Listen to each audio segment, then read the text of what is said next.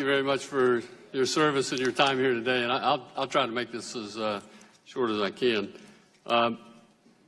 But representing and speaking for the sheriffs across the country and other chiefs of police as well, you know, one of the issues that I know that they have great concern about is through your grant process, if you could just have someone look at this situation where non-relevant criteria are placed on grants to require agencies to meet some performance criteria. For example, one that I was familiar with was NIMS compliant, National Incident Management System. Had absolutely nothing to do with the grant, but they put that on as a criteria for grant application. And what that does is it takes away home rule from local law enforcement. And I know several sheriffs and chiefs are very concerned about that. Have you had any issues with that you're aware of?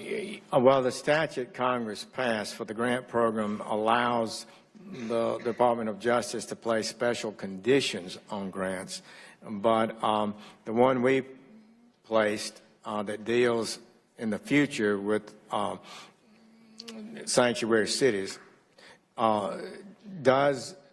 is minimal. It simply requires a cooperative relationships where federal officials can go to the jail and the people at the jail can communicate with the federal law enforcement officers. Does not require the states to go arrest people or hold them past their release date. None of those things. We think it's a very reasonable thing.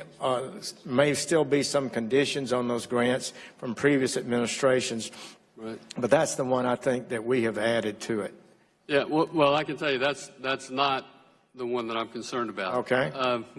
In fact, the sheriffs and chiefs that I've spoken to support that wholeheartedly. So all right. Well, thank you. I will be glad to look at that. But the other issue dealing with, you know, if they can force you to be NIMS compliant, they can force you to carry revolvers versus semi-automatics. You know, it just goes